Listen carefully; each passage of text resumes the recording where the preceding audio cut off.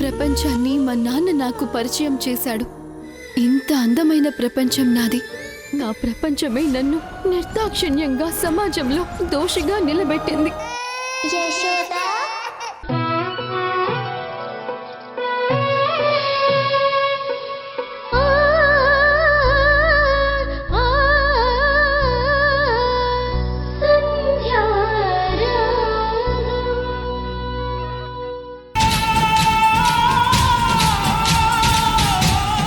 అమ్మా వింధ్య, మావయ్య,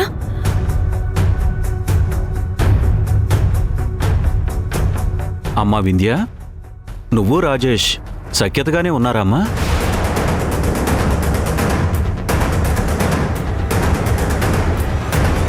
నీకు నీ భర్తకి మధ్య ఏమైనా గొడవలున్నాయమ్మా?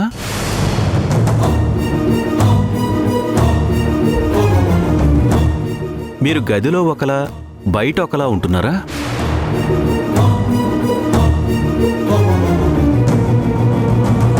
నా కొడుకు కోడలు అన్యోన్యంగానే ఉంటున్నారు కదా? అయ్యయ్యో, ఏంటి మావయ్య మీకు ఇలాంటి అనుమానం రావడం ఏంటి? మీకు ఇలా అని ఎవరు చెప్పారు? మేమిద్దరం సంతోషంగానే ఉంటున్నాం. అలా అయితే మీరిద్దరూ కలిసి సినిమాకు వెళ్ళడము, రెస్టారెంట్కి వెళ్ళడము అలాంటిదేమీ లేదు కదమ్మా. మీరిద్దరూ కలిసి నవ్వుతూ ఉండడం నేను చూసి చాలా రోజులైందమ్మా. అదేంటి మావయ్య, సినిమాకి వెళ్తేనే సంతోషంగా ఉన్నట్ట, రెస్టారెంట్కి వెళ్తేనే ఆనందంగా ఉన్నట్ట? ఏంటి మావయ్య ఇది? మీరు అవి ఏమీ ఆలోచించద్దు. మేము చాలా చాలా హ్యాపీగా ఉన్నాం. ఒక్క మాటలో చెప్పాలంటే సంవత్సరం తిరగకముందే మనవన్నో మనవరాలనో మళ్ళీ మీ చేతిలో పెడతాం. అమ్మయ్యా, ఈ మాట చెప్పావు చాలు. మీరెప్పుడూ సంతోషంగా ఉండాలమ్మా. ఈ మౌనిక ఎప్పుడూ ఇలాంటివి క్రియేట్ చేస్తూ పొల్లలు పెడుతూనే ఉంటుంది.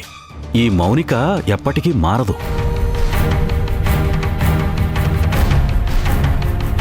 మీకు అబద్ధం చెప్పాను మావయ్య, మీరు చెప్పేదే నిజం.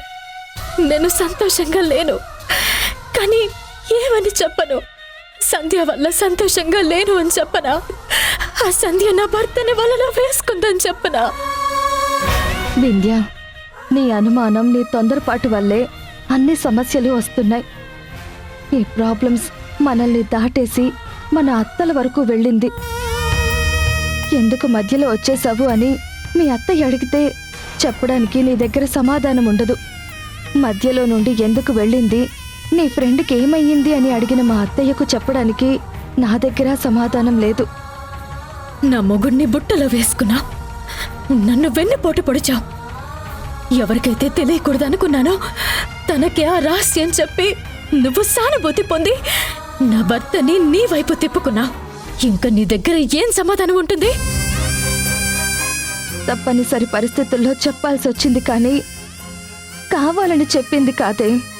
మన రహస్యాన్ని చెప్పకపోతే నీ క్యారెక్టర్ని తప్పు పడుతున్నారు. నువ్వు పతివ్రతవి కాదు అంటున్నారు. నా భర్తతో నీకు ఏదో సంబంధం ఉంది అంటుంటే రాజేష్ గారితో తప్పక చెప్పాల్సి వచ్చింది. ఈ విషయం నీకు ఎలా చెప్తే అర్థమవుతుందో, నువ్వెప్పుడు అర్థం చేసుకుంటావో ఏంటో. నాకంత అయోమయంగా ఉంది వింధ్య. నాకు చాలా కన్ఫ్యూజన్గా ఉంది. ఇప్పటికైనా వీళ్ళిద్దరి ప్రేమ అయినా ఆగిపోయిందా? మళ్ళీ నాకు తెలియకుండా అర్ధరాత్రులు ఫోన్ చేసుకుంటున్నారా? లేక నా కళ్ళు కప్పి సీక్రెట్గా ఎక్కడైనా కలుస్తున్నారా? ప్రతిరోజు నా భర్త ఇక్కడ సంధ్య సంధ్య అని నీ గురించి ఆలోచిస్తున్నారు. నీపైనే సానుభూతి చూపిస్తున్నారు.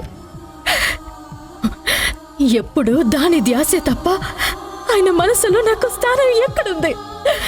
భార్యాభర్తలు ఎంతో అన్యోన్యంగా ఉండేవాళ్ళు.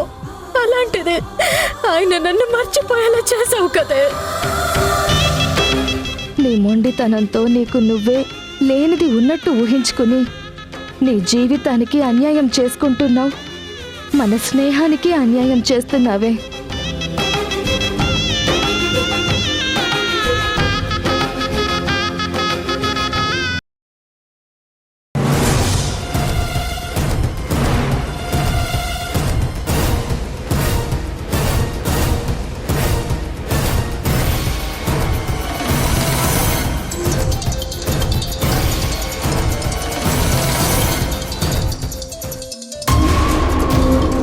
ఇదేంటి వింధ్య ఫోన్ చేస్తుంది? బతుకమ్మ నుండి వెళ్ళిపోయింది. మళ్ళీ ఏమై ఉంటుంది?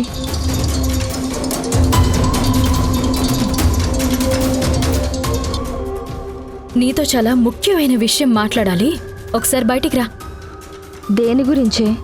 ఏ చెప్తే గాని రావా? ఫోన్లో కాదు, డైరెక్ట్గా ఫేస్ టు ఫేస్ మాట్లాడాలి. నువ్వు బయటకొచ్చాయి. లేదు నన్నే ఇంట్లోకొచ్చి మాట్లాడమంటావా? అలా వస్తే నీ పరువే పోతుంది. నాకు ఎథిక్స్ ఉన్నాయి కాబట్టి నిన్ను రమ్మంటున్నాను. మర్యాదగా రా.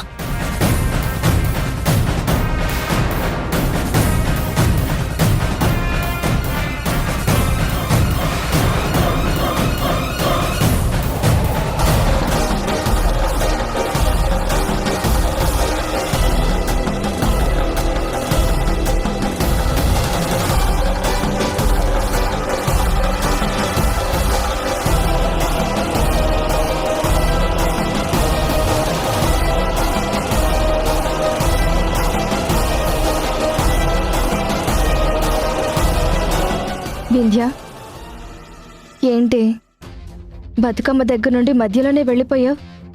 అందరూ ఎందుకు వెళ్ళిపోయింది అని అడిగారు. నేనే సమాధానం చెప్పలేకపోయాను.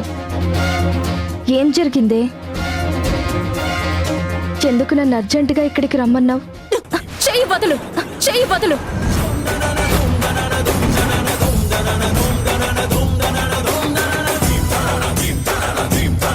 రోజు రోజుకి నిన్ను చూస్తుంటే నాకు అసహ్యం పెరిగిపోతుంది. నా భర్తతో మాట్లాడొద్దు అంటున్నా, నువ్వు మాట్లాడుతున్నావు. నా భర్తతో తిరగద్దన్నాను, అయినా తిరుగుతున్నావు. అక్కడితో నువ్వు ఆగుతావేమోనని నేను అనుకున్నా, కానీ నువ్వు ప్రతిసారి అలా ముందుకు వెళ్ళిపోతూనే ఉన్నావు. చివరికి బతుకమ్మలో కూడా నువ్వు నన్ను ఓడించావు. నువ్వు హ్యాపీగా ఉన్నావు.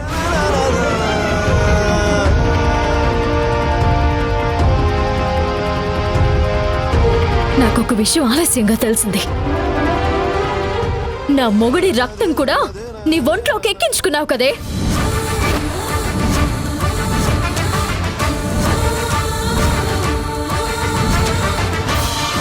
నీ ఒంట్లో నర నరాల్లో నా మొగుడి రక్తం ప్రవహిస్తుందని తలుచుకుంటేనే నాకు చాలా కంపరంగా ఉంది. ఆయనంటే నీకెందుకు అంత మోజు?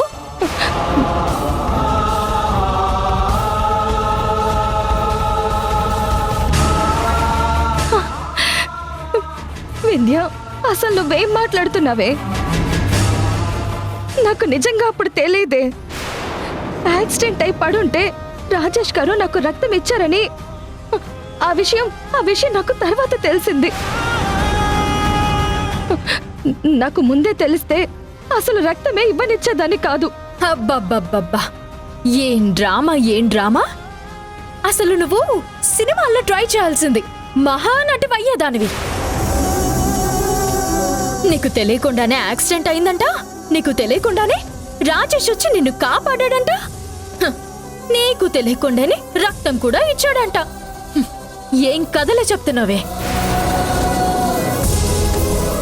ఎంత ఇష్టం, ప్రేమ, మోజు ఉంటే ఆయన రక్తం నువ్వెక్కించుకుంటావే? వింధ్య, ప్లీజే, నిజంగా నాకు తెలీదు. ఏయ్,